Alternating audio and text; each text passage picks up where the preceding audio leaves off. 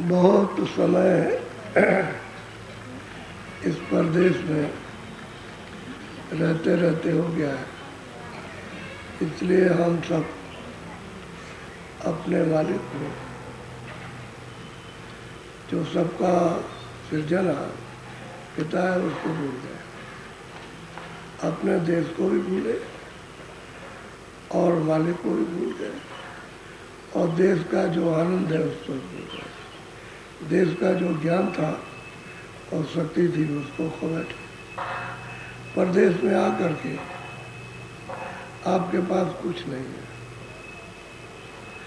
और इसी कारण से आप सब झगड़ा करते हो, छोटा से छोटा और बड़े से बड़ा।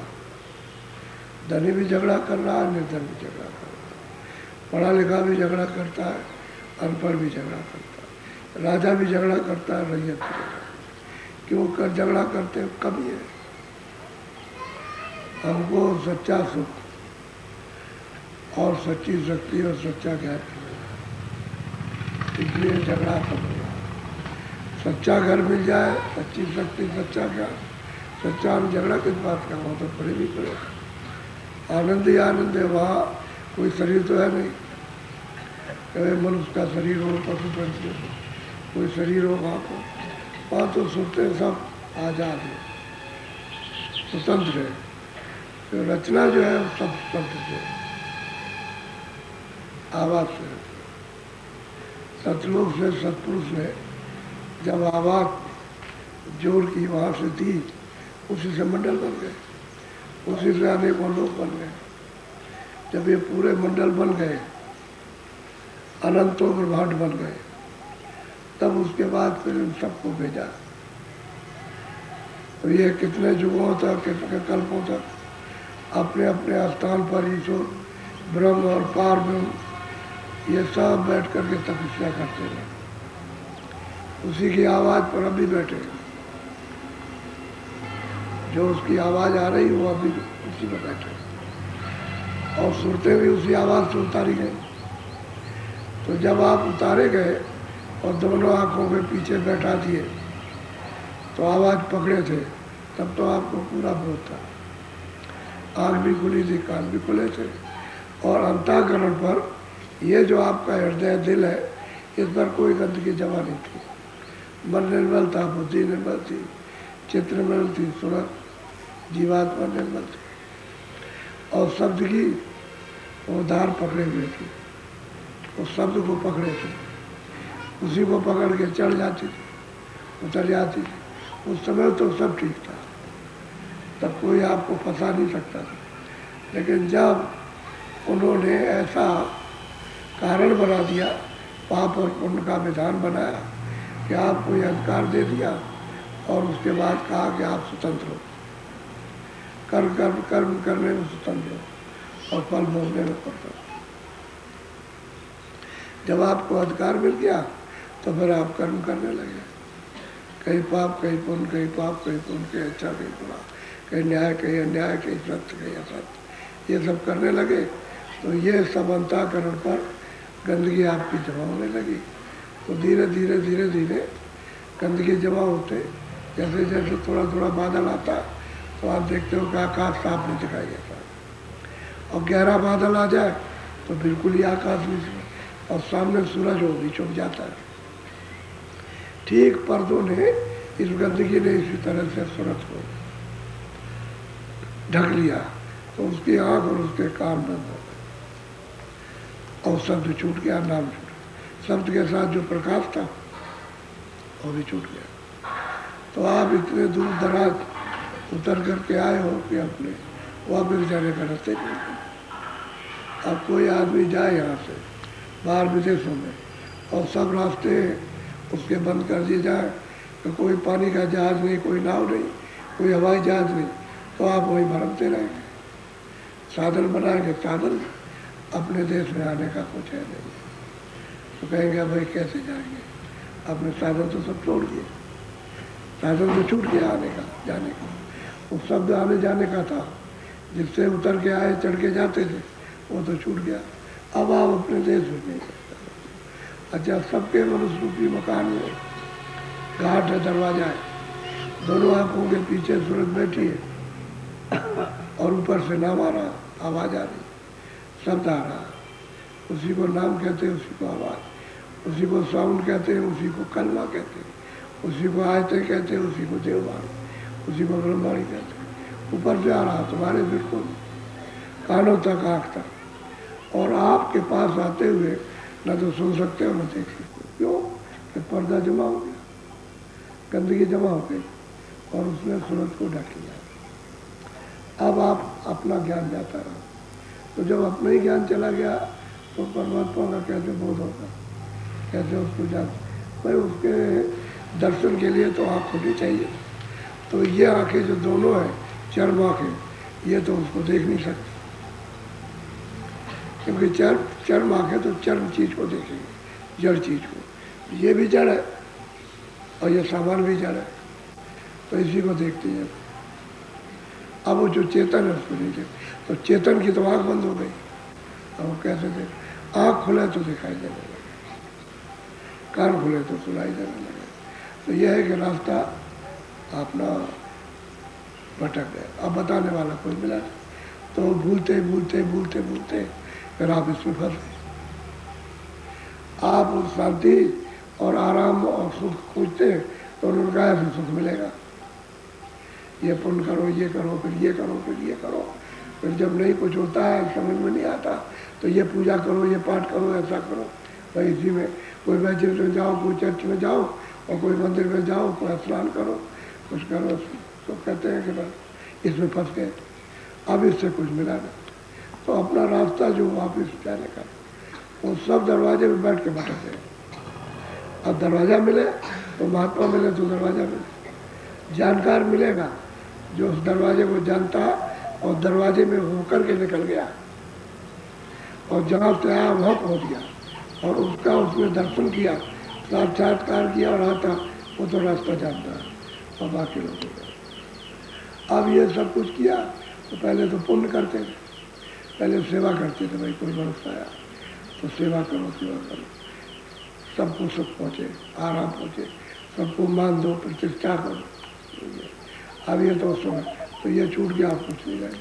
अब मारो काटो, आदमी मिल जाए काटो, इसके बाद मिल जाए छीन लो, और जानवर मिल जाए उसको काट डालो, वो मिल जाए उसको काटो।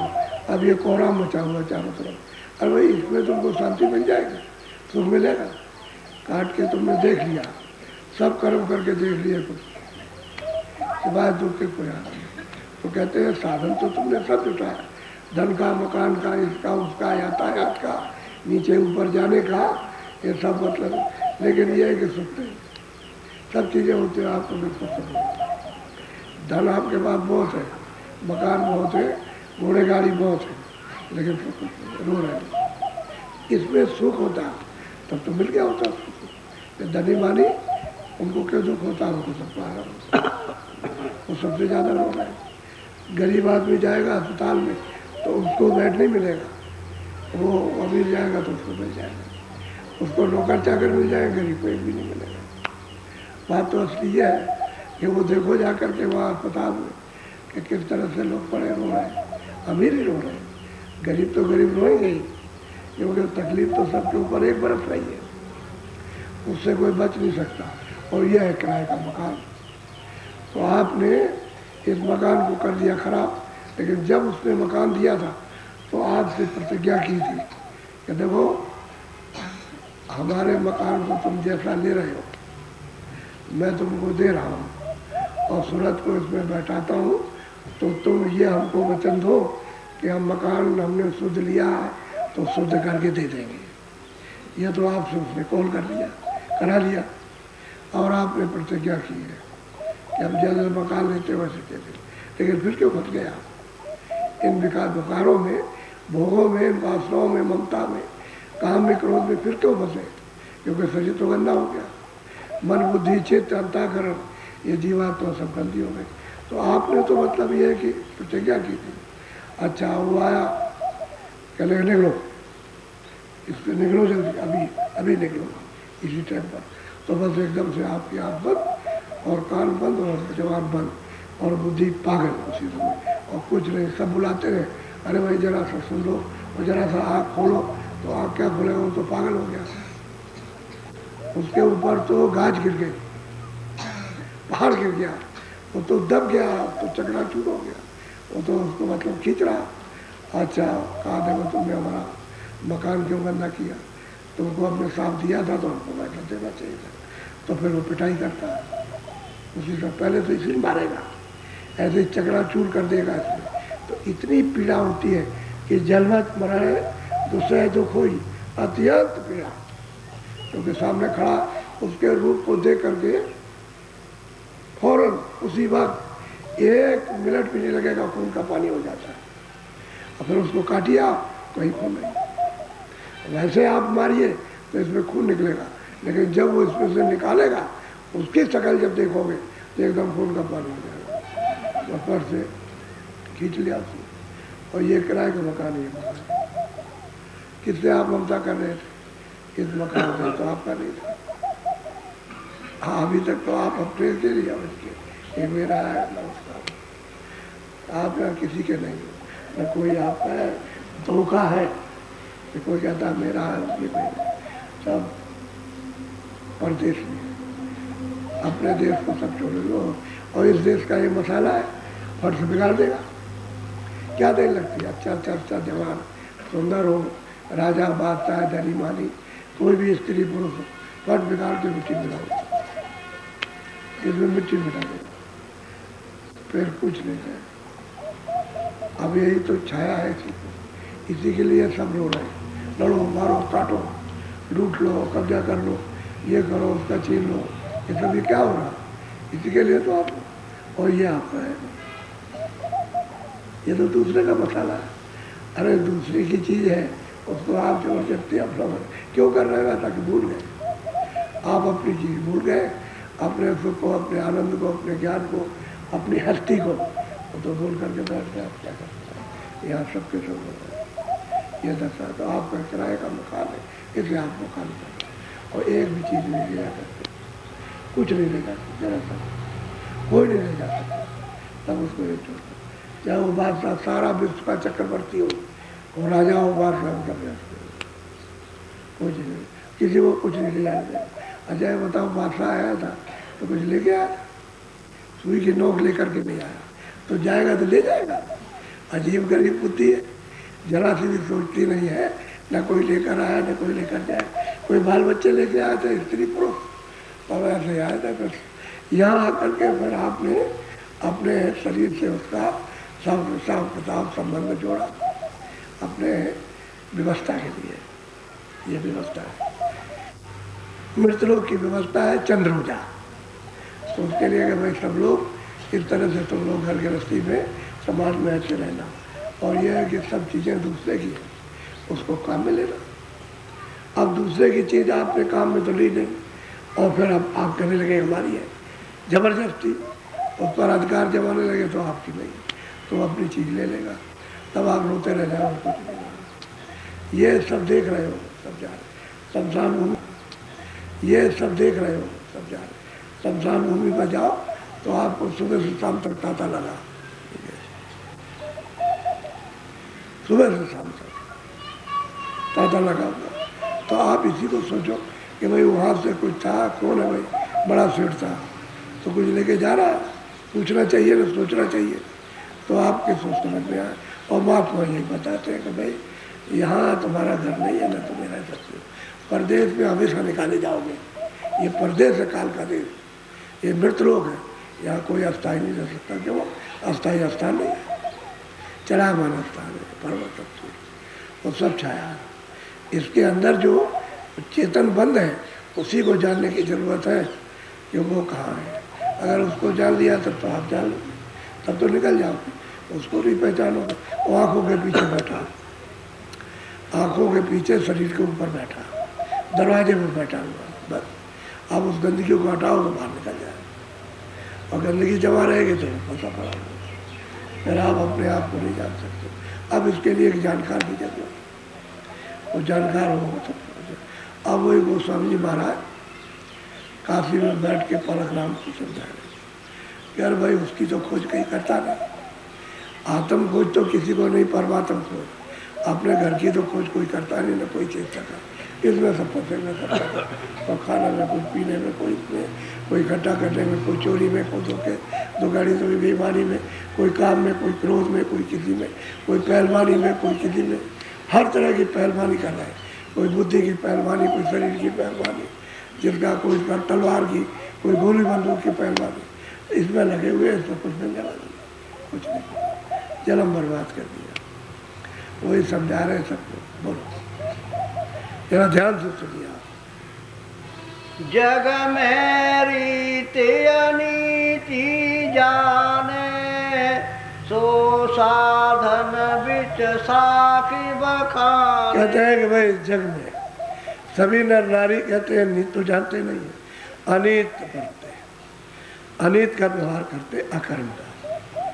कर्म तो मानो कर्म तो करते नहीं। और फिर वो लोग कहते हैं कि ये साधन है। भाई इसमें कौन सा साधन है? झूठ बोलो, धोखा दो, बेईमानी करो, किसी को मारो पीटो, गाली गलौज करो, ये कौन सा मतलब नीत कर्म है? अबे सबके साथ प्रेम प्यार मोहब्बत से रहना चाहिए। अगर हम सब लोगों में आपस में मोहब्बत प्यार हो जाए तो किसी घर में चोरी नहीं होगा। जब 2, 4, 10 आपस में प्रेमी होते हैं, एक दूसरे से प्रेम करते हैं, कभी कोई सामान नहीं उठाते। घर में अगर सब में आपस में प्रेम रहे, चोरी किस बात की? तो प्रेम तो रहता नहीं, तो लड़की चोरी कर लिया, लड़की ने चोरी कर लिया, तो स्त्री चोरी करने लगी, उसने भी छुपा लिया। तो मैंने एक दिन कहा, भाई वो चिल्ला रहा तेरा पति, और मैं कमरे में बैठा हुआ था, और तू आई तो मैं तो ये जानता था कि तू इसमें से निकाल के ले गई, और मेरे सामने चिल्ला रहा कि पैसा किसने निकाल लिया। तो हमने कहा कि तुम अपनी पत्नी को बुलाओ। तो उसको बुलाया, तो हमने कहा इसने निकाला। मैं तो यहाँ बैठे ही था, सामने निकाल ले गई। कहते तो कहा मैंने सामान के लिए निकाला। उस दिन तो सच बोल दिया, क्योंकि मैं उसका गवाही हो गया। और वैसे फिर नहीं कहती क्या मैं नहीं जाता, वो निकाल ले गया। अब एक स्त्री अपने पति की चोरी करे तो बताओ प्रेम कहाँ रह गया? अब हम तो गवाह बन गए, ये मेरे सामने दिखा, हमको नहीं मालूम था। जब वो चिल्लाया तो हमको पता चला, तो हमने सोचा कि इसमें से उसने सामान निकाला। तो हमने कहा बुलाइए अपनी देवी को। बुलाया तो हमने कहा तूने पैसे निकाले, चिल्ला रहा, समझ गए। तो पहले तो जीत की, अरे सच्ची बात बता रहे, निकाल के तो ले गई है। तब उसने कहा क्या निकाले, तो इतनी बनावट की मैंने सामान के लिए निकाला, नहीं तो उसको बताती नहीं, उसको छुपा के। हालांकि काम उसी के आएगा, कोई दूसरे के काम नहीं आएगा। छुपा के 1 पैसा सब्जी में से, इसमें से 1-1 पैसा उसमें से बचा करके कि सब खर्च हो गया। तो जब कभी कोई बीमार होते हैं और आदमी के पास नहीं रहता है तो इसलिए करती है, और बाद में वही लगाती है उसमें से।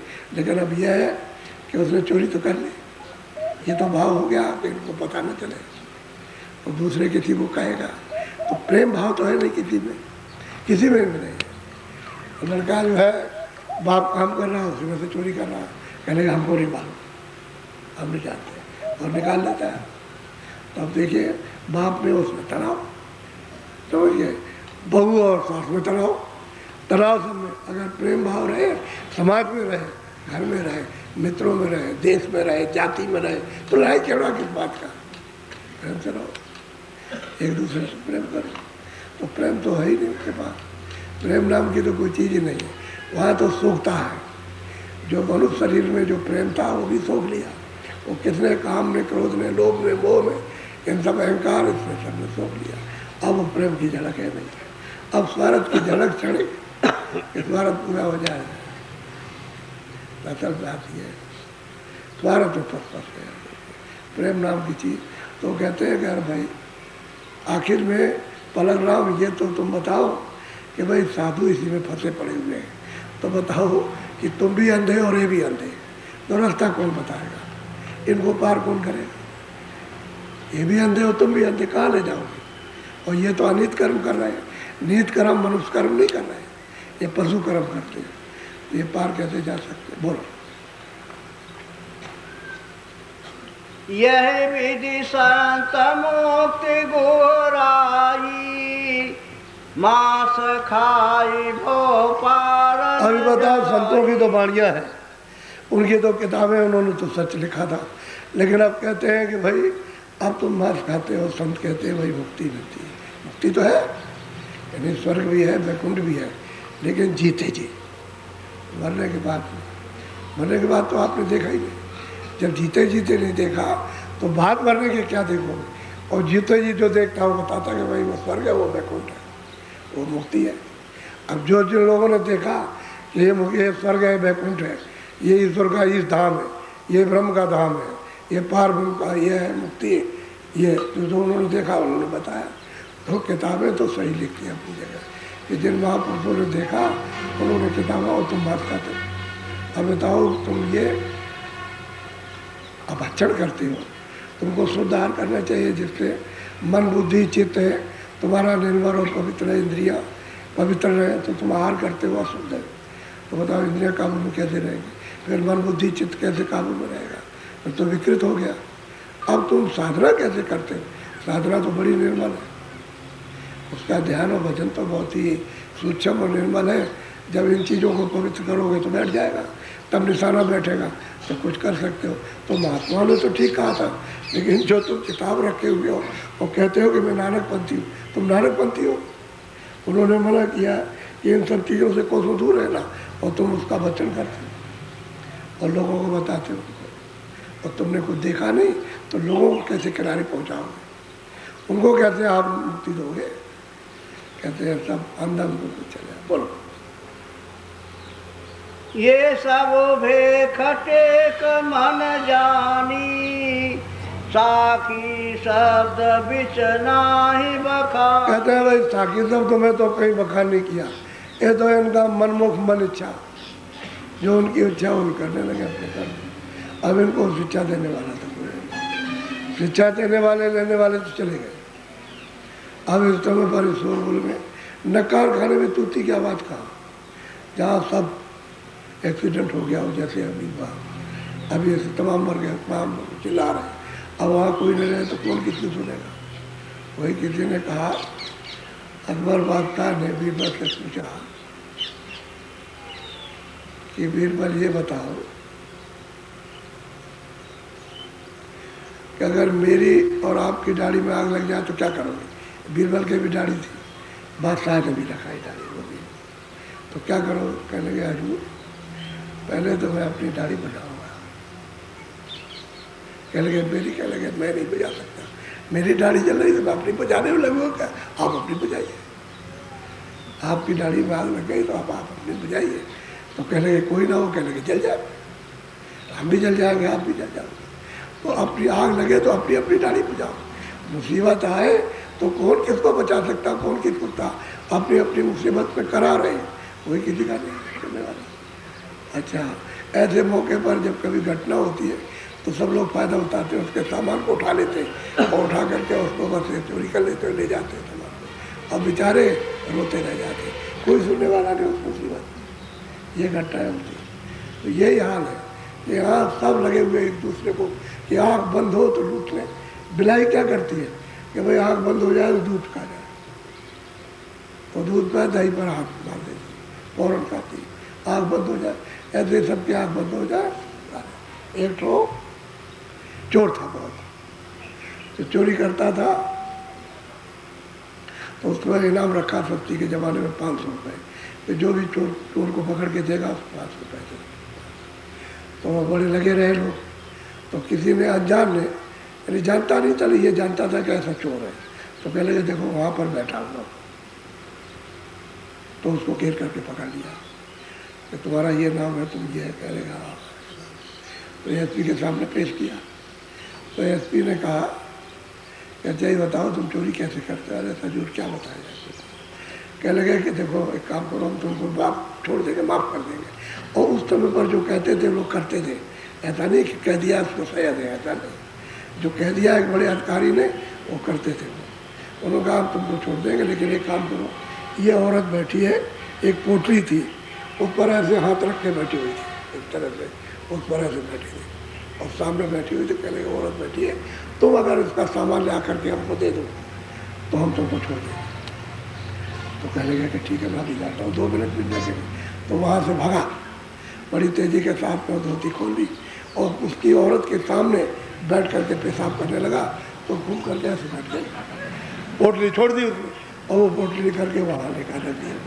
वो बैठी हुई है, पोटली चली गई, वो बैठी कहने लगा हजूर हम किसी को मारते घूमते नहीं हैं, हमारा इसी तरह का हमारे पास ऐसी बहुत सी करामात है, ऐसे करके हम ले आते, हम किसी को नहीं मारा, एक डंडा और थप्पड़ भी नहीं मारा, वो सामान ले आया। अब बताओ वो बैठी हुई अभी और चला गया सामान। अब बताओ जब पीछे घूमी तो चिल्ला रही कि हमारा सामान कौन ले गया, तो क्या करेगा? यह है। अब इस धोखेधड़ी में सब लगे हुए कि भाई किसी का सामान मिल जाए। तो वो कहते हैं पलक राम, अरे तुम तो कहते थे मुक्ति, तुमने मुक्ति ली है, तुमको मिली मुक्ति। ये जो गाना गाते हो कि मतलब मुक्ति मिलेगी मुक्ति, तो इनको मुक्ति कौन देगा?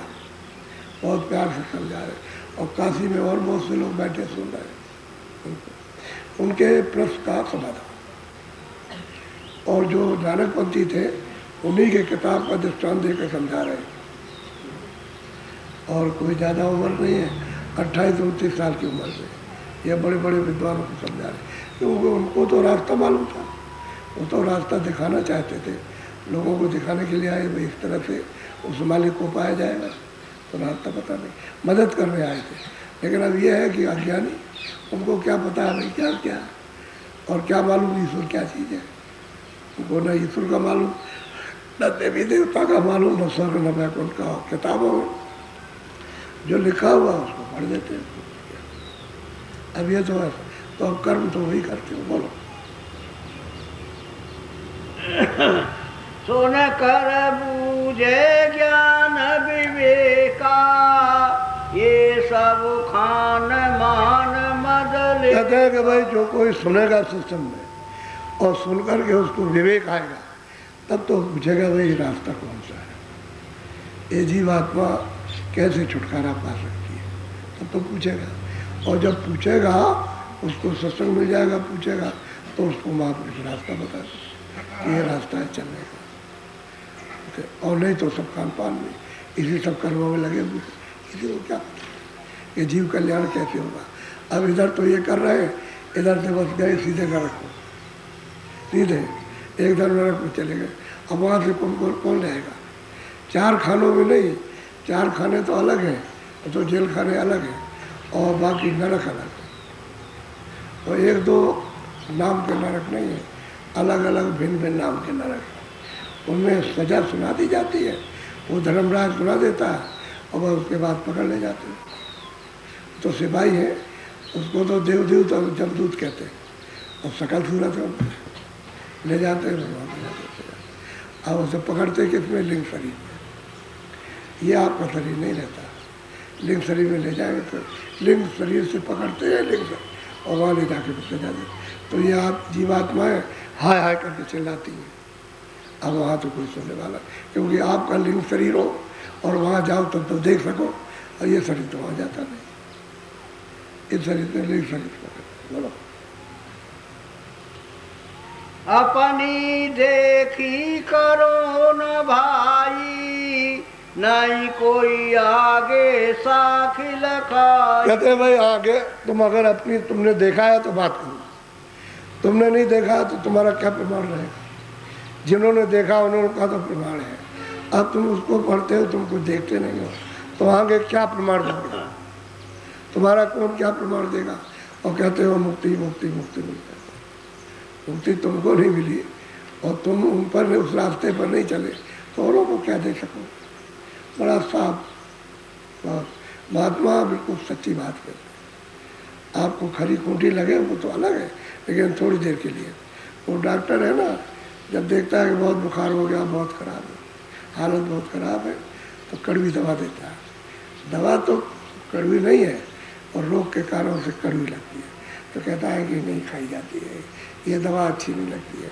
अरे खा लो तो किसी तरह पानी पी ले और घुट जा अंदर, तो फ़ायदा करेगी। तो बड़ी मुश्किल से, लेकिन डॉक्टर को बहुत बुरा भला कहता है कि ये डॉक्टर अच्छा नहीं, तो क्या चीनी पिला दी जाए? तो रोग के कारण कड़वी दवा। अब वही बात है, महात्माओं के वचन जो है उसके रोग के कारण उनको खराब लगते हैं, और रोग चला जाए तो वो वचन मीठे, सबसे मीठे उनके वचन है, उससे मीठा कोई वचन नहीं। लेकिन अब क्या किया जाए? तो ठीक यही हालत है कि भाई अपनी देखी बात करो, तुमने उसमें क्या पाया? नानकपंथी हुए, क्या तुमको मिला, किसने तुमको दे दिया, तुम्हारा गुरु कौन सा, उसने क्या दिया, और तुम इतने को बना के बैठाए हुए हो, तो इनको क्या दोगे। बहुत प्रेम से प्रश्न का उत्तर दे रहे। बोलो। संत दयाल दया निधि गावे, दयाहीन नहीं साधक। कहते हैं कि भाई संतों ने तो ये कहा है कि भाई वो तो दया के निधि है, लेकिन साधु को जिसमें दया होनी चाहिए थी, और आप दया से दूर, दया का नाम निशान नहीं। तो आप कसाई का काम करते हो, कराते हो, तो आपको साधु कौन कहेगा। और जब दया नहीं आपके पास में, और जीवों पर दया नहीं करते हो, तो आप जीवों को पार कैसे कर सकते हो। ये तो बात हंसी खेल की हो गई। बच्चे जैसे खेल खेलते हैं और जाते हैं बालू में, तो मकान बनाते हैं, बालू इकट्ठी करके उसमें खिड़की बनाएंगे, दरवाज़ा बनाएंगे, ऐसे बना के, और बस उधर से पानी आया और बस जो बूंदे गिरी तो बालू बैठ गए, तो रोते हुए चल देते हैं। ठीक यही हालत है कि हम ये सब काम कर रहे हैं, और अभी समय पूरा हुआ, सांसों की पूंजी खत्म हुई, बस अब रोते हुए चल देंगे, फिर हमारी सुनने वाला सुन ले। अरे मनुष्य जीवन में ये जो जवानी का जोश है, इसी में कुछ कर लो। बुढ़ापे में और बचपन में आप कुछ नहीं कर सकते। बचपन में यूँ चला गया तो बच्चापन यूँ ही गया, और फिर डांट फटकार पढ़ने लिखने में या ना पढ़ने लिखने में, उसमें पढ़ी, और जब जवानी आई तो फिर एक ढोला दादी का ढोला कहते हैं। गाय जो होती है वो जंगल में दूसरों के खेत में भाग के गिरती है और चढ़ती है, खेत खा जाती है, तो उसको क्या करता है वाला, तो उसमें एक लकड़ी बांध देता गले में लंबी, और पैर में खट खट खट कर लगती है, तो उसकी वजह से भाग के जाती नहीं। फिर वो डंडा पटकेगा, जब उधर मुँह करेगी तो डंडा पटकेगा, तो समझेगा कि मैं भाग नहीं सकती हूँ, और अभी आएगा तो मुझको मारेगा, तो उधर नहीं जाती। तो ऐसे है कि जितने बदमाश होते हैं जवानी के उसमें, तो डोला डाल दिया जाता है, शादी कर दी जाती है, ले डोला, और सामने डट के मुकालबा होता है सामने, अब भाग नहीं सकता, अब रोता है और चिल्लाता है, तो धन का सुमरन धन की जपनी। समझ गए, धन मिला तो मतलब है कि उसको कुछ आनंद आया, और अन्न मिलते का पड़ा दुख का बंदा। अब धन नहीं मिला तो भागता फिरता, और उसको रोज कटोटते, यहाँ घर में बैठे क्या करोगे, क्या करते हो घर में बैठ के, कुछ कमा के ले आओ, जो हमारा भी खर्चा चले तुम्हारा। अब बेचारा देर पतेर बाहर घूमता है, कहीं नौकरी ढूंढता फिरता, कहीं नहीं मिलती, फिर धक्के खाता करके, फिर उसको वो ढुला लग गया, पड़ा हुआ, अब भाग नहीं सकता, अब भाग नहीं सकता, और जा रहा फिर आ रहा, फिर जा रहा, रो रहा, चिल्ला रहा, कोई सुनने वाला। दशा तो ये हो रही है। कोई कहता है कमाने अमेरिका जाएंगे, बाल बच्चे यहाँ अमेरिका चले, कोई कुछ कहता है, कोई कहता है अरब देश में जाएंगे पैसे कमाने।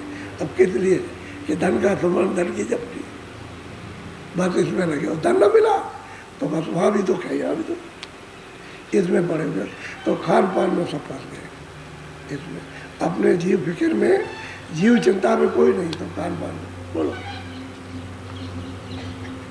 जीव मार जो करे बेहाला, वाको वोई भया जमकाला। कहते भाई जीवों को मार करके, पशु पंछियों को मार करके, आदमी किसी को मार, कहते हैं उनको बेहाल कर देते हैं, काल उन्हीं के लिए। भाई तो कर्मों की सख्त सजा है, सख्त कठोर दंड है कर्मों का, तो कहते हैं वो उसके लिए काल बन गया। अच्छा सत्कर्म करो तो फिर काल नहीं बनेगा, सत्कर्म का आपको फल मिल जाएगा। सत्कर्म का कुछ ऐसे कर्म होते हैं जो उसका फल पशु योनि में मिलता है। योनि तो पशु मिल गई, लेकिन यह है कि तुमको आराम से, यानी कोई मेहनत नहीं करनी, आराम से खाना मिलता रहेगा, चारा पानी जो कुछ भी होगा, दाना होगा, मिलता रहेगा। अब वो सत्कर्म वहाँ भी उनके लिए फायदेमंद। एक बैठ के खाता है, चार पाँच कुत्ते हैं ना, कुर्सी में बैठे रहते हैं, तो बैठे घर में बैठे रहते हैं, अच्छे अच्छे महलों में रहते हैं, वहाँ एक बेचारे गरीब को नसीब नहीं महल देखना, रहने की बात तो अलग है, उसको नसीब ही नहीं रहता है, क्योंकि उस पर बैठे, और कुत्तों को आराम रहता है, खाने पीने के लिए सब। तो अब यह है कि योनि तो कुत्ते की है, लेकिन भोग उनका जो पुण्य था उसको भाव दे दिया। ऐसे योनियों में, सब योनियों में ऐसे ही है कि उसको दे देते हैं, लेकिन जो हिंसा करते हैं उनको सीधा पकड़ के नरकों में ले जाते हैं। बोलो। ये जीवहान करे जो कोई, जिन ये की न नरक गए सो। कहते हैं भाई उन्होंने न स्वर्ग देखा न नरक देखा, और जीवों की हानि करते हैं। सही बात तो यह है कि जिस शरीर को उसने बनाया उसको आपको मिटने का अधिकार नहीं है। उसकी बनाई हुई चीज़ आप मिटे, आपने अपने बनाई उसको बिगाड़ दो, लेकिन जिसको बना नहीं सकते उसका आपका अधिकार नहीं है। अनाधिकार चेष्टा करते हो कि चलो हम मतलब ये है कि इसको बिगाड़ दें, तो आखिर में तो तुम्हारी दशा क्या होगी, तुम किस तरह से बिगाड़े जाओगे। ये तो बेचारा इन्होंने तो देखा न नरक देखा न स्वर्ग देखा, न इन्होंने मुक्ति देखी है और बात करते हैं नरक स्वर्ग की। और जो ऐसी हिंसा करते हैं उनसे भी कहते हैं तुम मुक्ति में चले जाओगे, तुमको स्वर्ग मिल जाए। वहाँ स्वर्ग की हवा भी नहीं है। और जम पकड़ के ले गया और पहुँचा दिया जाता है। अब वहाँ त्रास देते हैं, बात बात की त्रास। वो तो मैं सत्संग के दौरान में आपको समझाऊंगा, वैसे तो मैं आपको यूँ ही समझा दूंगा, लेकिन अगर प्रमाण चाहोगे तो प्रमाण देकर समझा देंगे कि देख लीजिए। बोलो। या मैं कोई लाख बुझवावे, नरक बास आशा तन। कहता है इसमें कोई भी कुछ कहे कि भाई ये हो जाएगा, वो कुछ नहीं, तो सीधा नरक का लाख कहे, क्योंकि किसी को पता तो है नहीं कि किधर से बचाव होगा। अरे उसका बचाव भी तो करना चाहिए था, तो सीधा जाता है। किसी के कहने सुनने की बात हो कुछ नहीं, वह तो कर्मों का लेखा जोखा है, हिसाब है। तुमने कितनों की हिंसा दी, कितनों को धोखा दिया, कितनों को ये किया है, झूठ कितना बोले, तुमने जीवों को कैसे कैसे सताया और कैसे कैसे रुलाया, वो तो वहाँ वो सब हिसाब किताब था। पूरा नक्शा आपका बिल्कुल पूरी फाइल एकदम, जितना जीवन आपका है। और जब से कर्म लगे 5 वर्ष की अवस्था से कर्म करना शुरू करो, पहले नहीं लगेगा कुछ भी, पहले कोई कर्म नहीं लगेगा। बस 5 वर्ष की अवस्था से बस कर्म लगना शुरू था। वो पूरा नक्शा है, जैसे जाओगे नक्शा सामने रखा, आपसे पूछा जाएगा देखो ये तुमने मृतलोक में ये किया, तो बताओ फिर आप क्या जवाब दोगे। अब वहाँ तो झूठ चले गए थे। एक वकील थे, वकालत करते थे, तो उनको जमराज पकड़ के ले गए। जब हिसाब करने लगे तो उन्होंने पूछा कि भाई तुमने तो मृतलोक में कोई पुण्य नहीं किया। कहने लगे हमने पुण्य नहीं किया तो हमको सोच तो लेने दीजिए। तो सोचते रहे, तो उन्होंने कहा हमने उस लड़की का कन्या जान का वो कहाँ लिखा हुआ है। कहने लगे वो तो नहीं लिखा, हालांकि वो लिखने वाली चीज़ नहीं है, वो तो कोई पुण्य नहीं हुआ, वो तो उसका कर्तव्य काम करता, उसका अपना बच्चा है, उसका काम कर रहा। कहने लगे ऐसे तो आपने हमारे बहुत से नहीं लिखे होंगे जो हमने पुण्य किए होंगे, बहुत नहीं लिखा होगा। जब आपने वो पुण्य हमारा नहीं लिखा तो असल में तो उनको गौदान या मतलब यह है कि बच्ची दान देते हो तो आपका है, वो मतलब है नहीं, वो तो कर्म है आपका। तो जिसके साथ बंधे हुए उसका कर्म, वो तो लेखा जोखा में कुछ है नहीं, वो तो लेना ही देना है। लड़की इसीलिए पैदा हुई है कि लेगी आपसे, उसका कर्जा वो दे रहे हो, उसमें कोई पुण्य नहीं है। तो कहने का यह है कि वहाँ बुद्धि काम नहीं करती कि भाई हमारा जो है आपने लिखा नहीं, वहाँ तो जो है तुमने ये किया ये तो, और फौरन सजा सुनाई हो देर क्या लगती है, वहाँ फाइल तैयार रहती है बिल्कुल। हाँ बोलो। देखो माता संत कर बावे, ये तो नरक कर्म में जा। कहते हैं भाई संतों का मत तो ये नहीं है, लेकिन तुम देखो जा करके कि जो अनित कर्म करते हो तो सीधे नरक को जा रहे हो।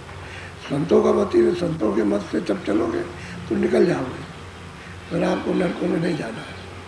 संत रास्ते से चलो। संत कहते हैं जिस रास्ते से जीवात्मा उसी रास्ते से चले चलो, वापिस हो जाओगे।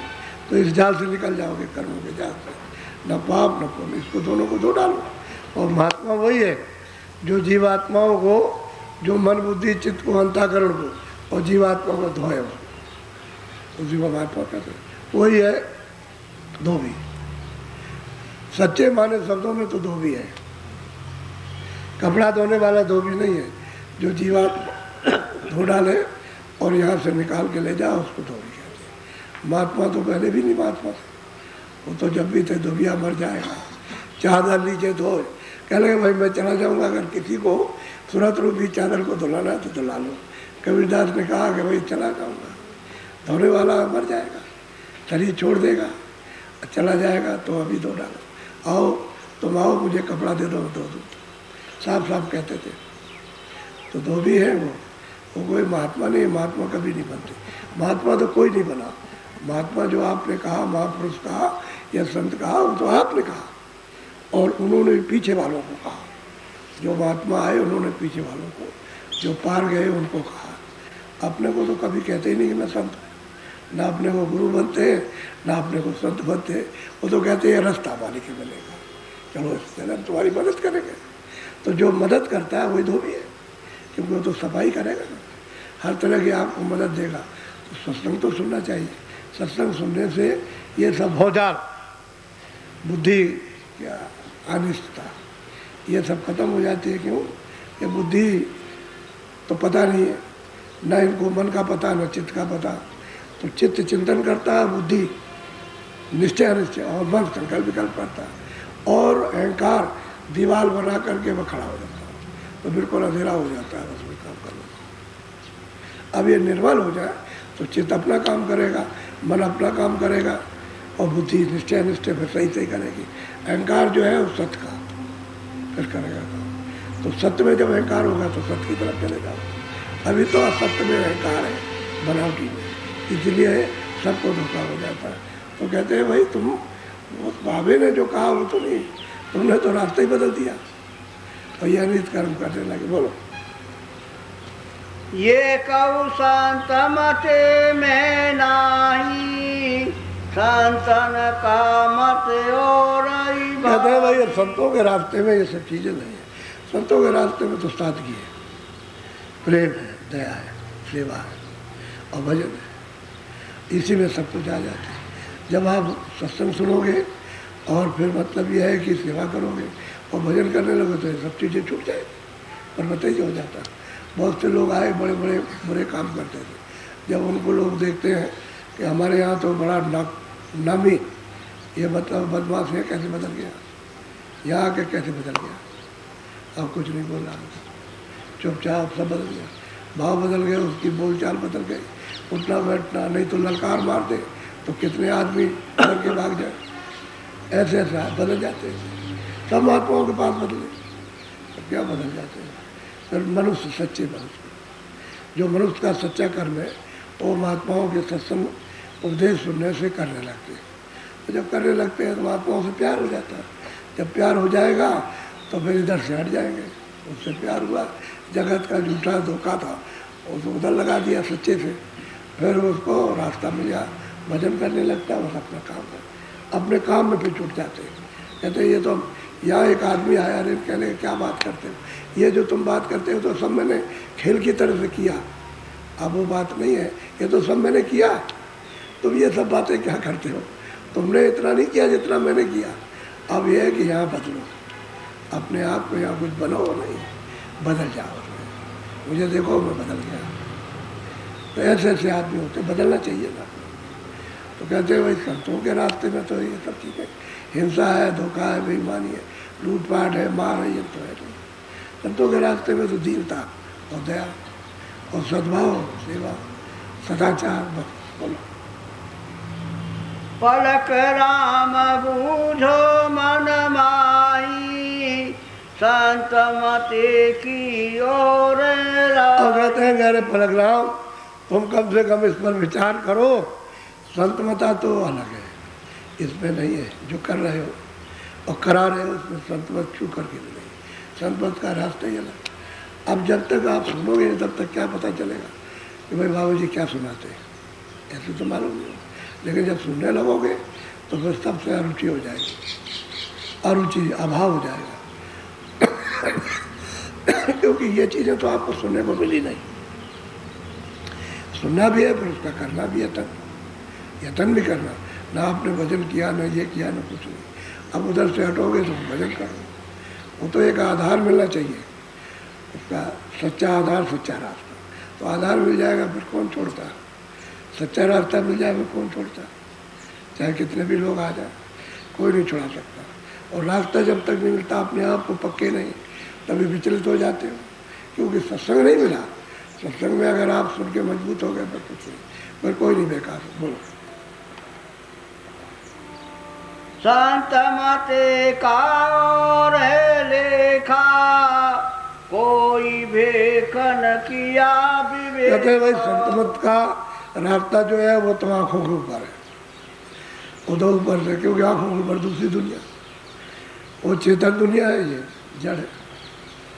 ये जड़ दुनिया, ऊपर लिंग दुनिया, यही से चेतन शुरू हो जाता है। और तुम मध्य में बैठे हो, ऊपर में स्वर्ग में कुंड और नीचे मृतलोक, इधर में ये शरीर का लोक है। ये शरीर का लोक यानी ये पर्दे का लोक, ये जड़ लोक, बीच में सूरत बैठी है और आवरण से रुकी हुई है, न उधर जा सकती है ना, आवरण उसमें पड़ गया। और जो छनके आ रही है सर्दी, उसी की वजह से टिकाव उसका, कि ऊपर में शब्द आ रहा, उसमें अमृत उतर रहा उसमें, और उसकी सर्दी से सूरत टिकी हुई।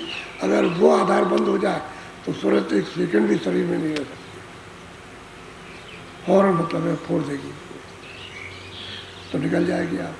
तो शब्द तो आ रहा, नाम तो आ रहा, आवाज़ तो आ रही है, लेकिन अब ये उसको बोध नहीं है।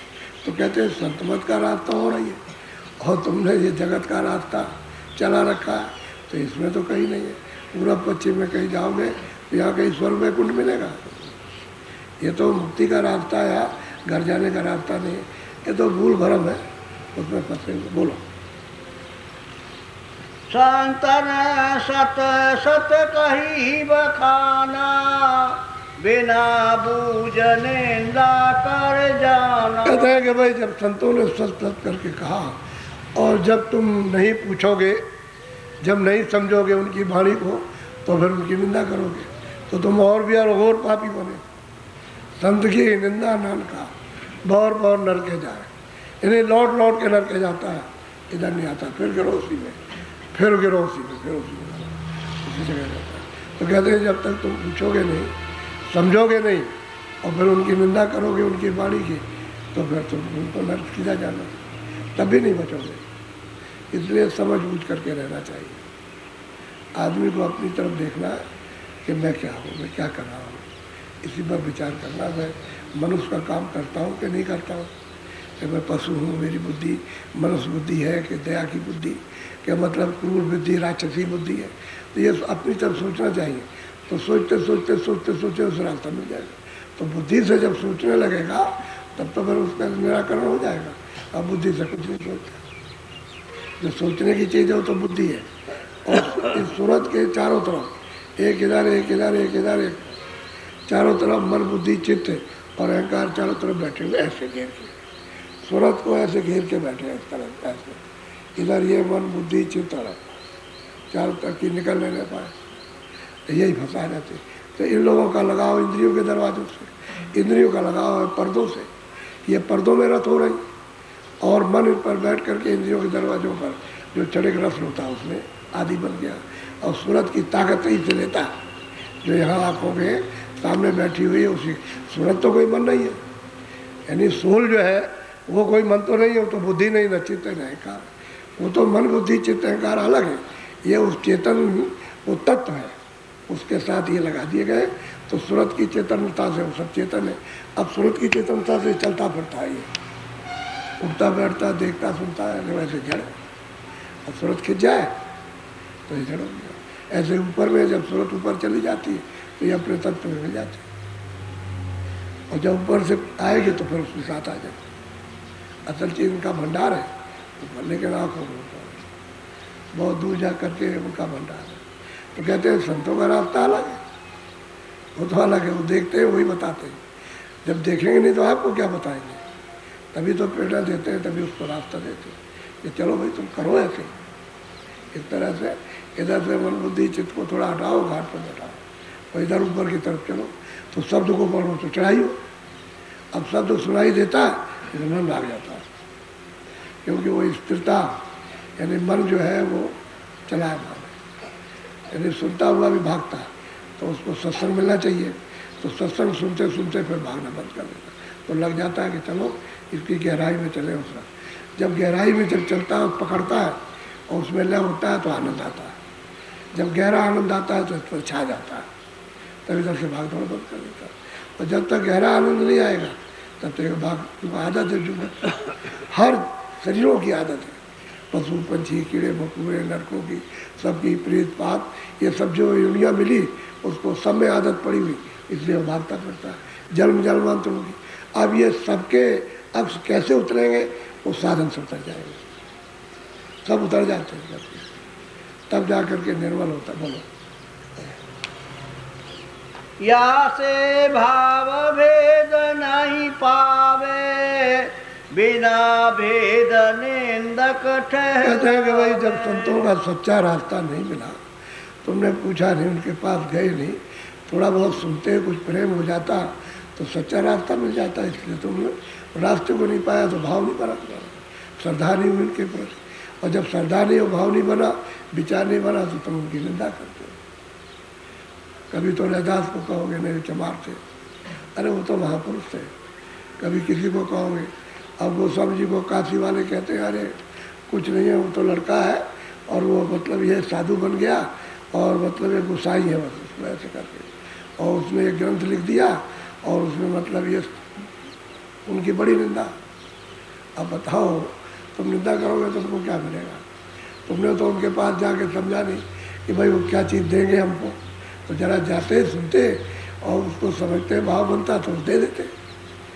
अब कहते हैं कि भाई झोली करोगे तब तो कुछ डालेगा, तो झोली नहीं करते ऐसे खड़े हो, अरे भाई कोई लेने जाता तो ऐसे करता तो उसको दे दिया जाए, तो तुम ऐसे खड़े हो तो उसका तो व्यर्थ हो जाएगा। तो जानता है कि हमारी चीज़ खराब हो जाएगी, क्यों देगा? भाव श्रद्धा से लोगे तो दे देगा। तो इसमें तो कोई श्रद्धा है नहीं, ना आपके मन में, ना बुद्धि में, ना चित्त में, ना अहंकार में। वहाँ तो ये बस तरह से खड़े हो घमंड में, तो क्या मिलेगा? तो कहते सत्संग सुना नहीं और भाव बना नहीं, श्रद्धा आई नहीं, प्रेम प्यार हुआ नहीं, रास्ता कैसे मिलेगा? रास्ता तो तब दिया जाता है। अब जो जो इनके पास पहुँच गए, ऐसे जो इनको मारने गए थे, वो जब पहुँच गए तो फिर जब सुना और बैठ के और रोज चस्का पड़ गया, रोज आते रोज जाते रोज आते, फिर जब चिल्लाने लगे कि हमको दीजिए हमको दीजिए, बस मतलब उन्होंने रास्ता बताया भजन का, रोज आना रोज जाना, रोज आना रोज जाना। और फिर देखो उनको ऐसे लोगों को जब उन्होंने पार कर दिया, पार पहुंचा दिया, तो फिर औरों की बात तो क्या? अरे जीवों का निर्मल है तो क्या नहीं कर सकते? इस गंदगी में फंसा हुआ, इसको कैसे निकालते हैं? अब यही सब माफ़ी मांगते हैं कि हमने ऐसा किया और ऐसा किया था और आपने और दया की, कुछ नहीं सोचा, कुछ विचार नहीं किया। तो यही बात है कि महात्मा को दयालु होते हैं, जो मालिक को प्राप्त करते हैं वो तो दया के साधन है, दया के खजाना है, उनकी बात तो भंडार है। बोलो जो कछु सूरत पंथ मति रीति, बावे वचन बाखी पर। कहते हैं कि बावे ने तो ये वचन कहा कि सूरत का और शब्द का ये रास्ता है। शब्द को पकड़ो, जहाँ से शब्द आ रहा है उसको पकड़ो, आँखों के ऊपर आ रहा, उस शब्द को नाम को पकड़ लो, तो जहाँ से शब्द निकल रहा हो पहुँच जाओ। इसको पकड़ो तो कहते हैं नाम ही उसको कहते हैं जिसमें शब्द निकल रहा, और नाम उसको कहते हैं जहाँ तक आ रहा। तो जब नाम को आप पकड़ोगे, उसमें लोगे, तो उसी के पास पहुँचोगे जहाँ से निकल रहा नाम, शब्द निकल रहा, तो उसका साक्षात्कार हो जाएगा, दर्शन होगा उसका, ईश्वर का दर्शन उसके परे, ब्रह्म का दर्शन उसके परे, पार का उसके परे, महाकाल पुरुष का दर्शन होगा शब्द को। और फिर उसके बाद जब शब्द को पकड़ोगे तो सत्पुरुष, अपना देश अपना धाम, जो अखंड है अविचल है, वो मिले, तो दर्शन होता सबका, बातचीत होती है।